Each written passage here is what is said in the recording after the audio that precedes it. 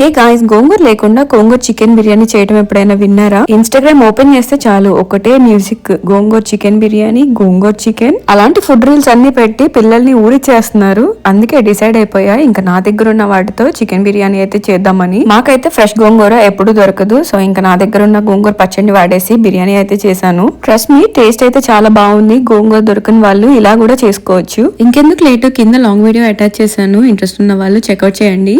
Video నచ్చితే like చేసి subscribe చేసుకోండి. మళ్ళీ నెక్స్ట్ వీడియోలో కలుద్దాం. Take care, bye.